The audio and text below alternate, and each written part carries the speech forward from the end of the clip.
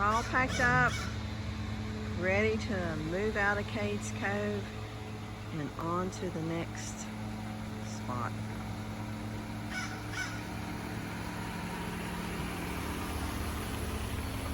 We're leaving Cades Cove in the Great Smoky Mountain National Park. Next stop, Douglas Lake.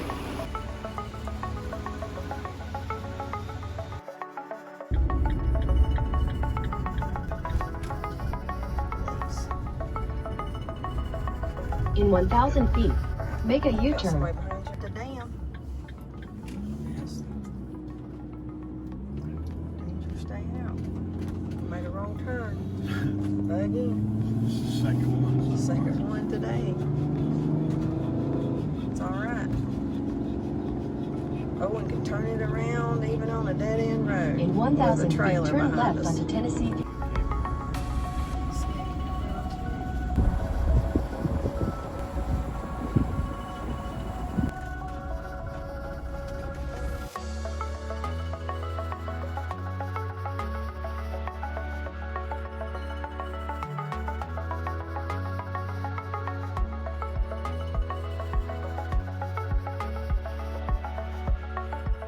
Store, and to the left is the boat launch.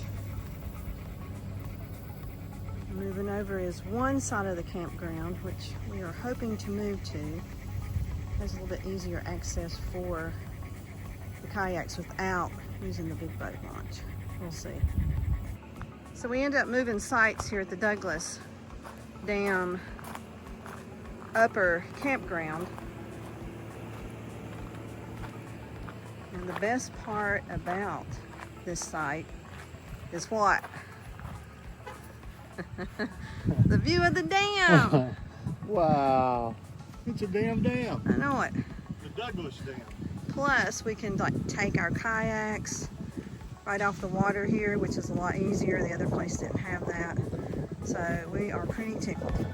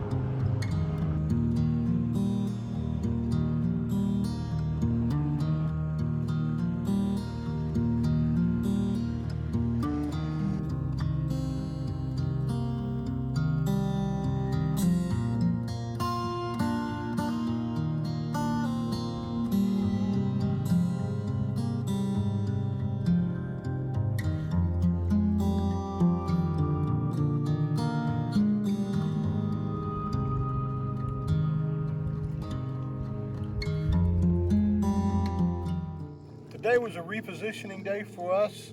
We ended up at the Douglas Reservoir, Douglas Lake, that was impounded by the Douglas Bluff Dam in 1942. A dam that only took 12 months and 7 days to build from the time they started until they started filling up this little area with the French Broad River. Kind of a neat place to be. It's different from the lake that we live near in that there are lots of homes here and there are lots of public and private areas along the shores of this pretty large lake. And as you can see, there are some pretty big boats that come by as well. And we're here for 3 days, or 3 years, we're not really sure which. Unless we hit these rocks over here, one of us is going to have to start paddling soon.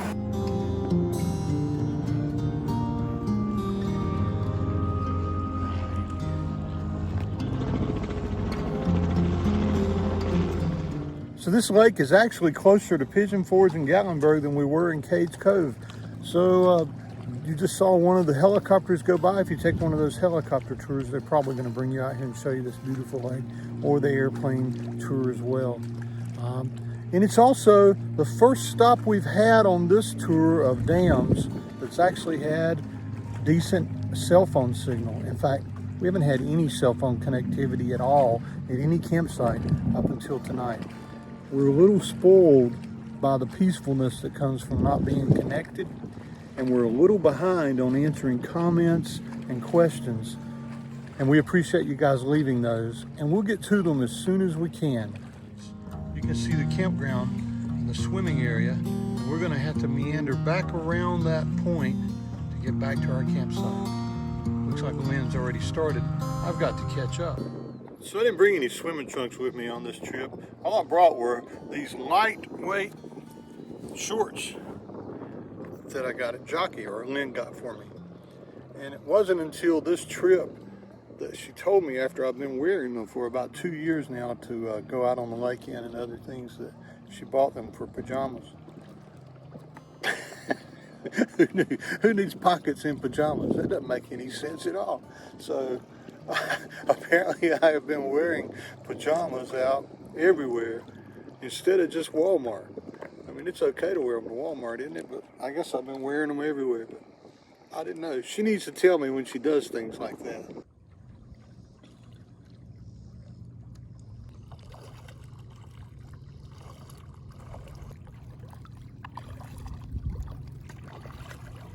Be creative way. You see, there's some pretty big boats that come out on this lake. Zoom in and show you. Wow.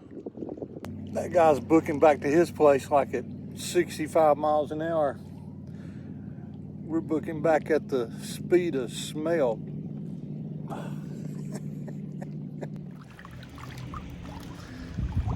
Hang on, Mama.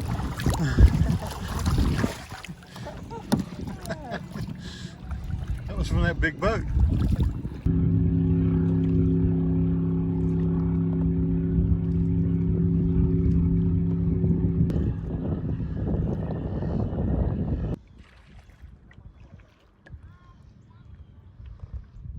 There are two campgrounds right at the dam at Douglas Lake.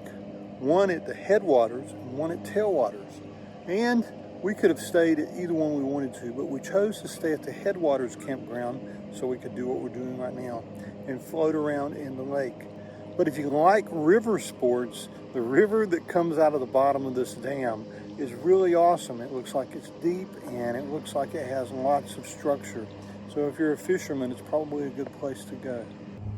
But for us, we wanted to be able to see the dam. And what better way to see it than from the kayaks out on the lake? And after we go around this point, we'll be right back at our campsite. Pretty sweet campground and campsite for us. There's the van, top of the van in the woods. Get ready to get out from our afternoon paddle. It's been a good one. Pretty good view here tonight as I'm preparing hamburger steaks with veggies. Right around the trailer there's the sun setting over the Douglas Dam. Dinner by the lake is served. Ready to eat? We're trying to get an eagle flying over while we were eating dinner. Pretty cool.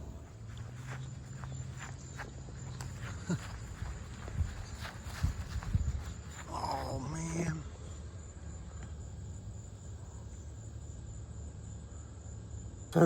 So hard to get used to. Look up and there's an eagle and you're eating dinner. And your first thought is just to look up at it and then you go, crap, I need to try to record that. Didn't make it. All we saw was just a shadow, but I promise you it was a bald eagle, an adult that just flew by. Maybe he'll come back.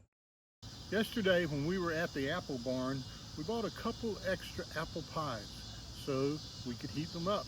But we don't have an oven anymore in our van because we took it out for the storage space. but we do have the Coleman Camp Oven, and we're going to use that to warm these fried apple pies up. Now, many have asked, will it fit on the 17-inch Blackstone? I kind of think it looks like it was almost made for the 17-inch Blackstone. I think they were asking if it will fit on there without the grate. It will fit easily on there without the grate. Okay. It will fit right down inside the same way. Okay, all right. All right, so now we just let it come up to temperature, and then we'll start heating up our apple pies.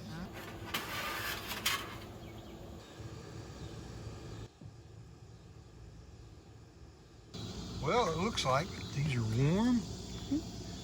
Put a little ice cream on here. We're going to have us a dessert.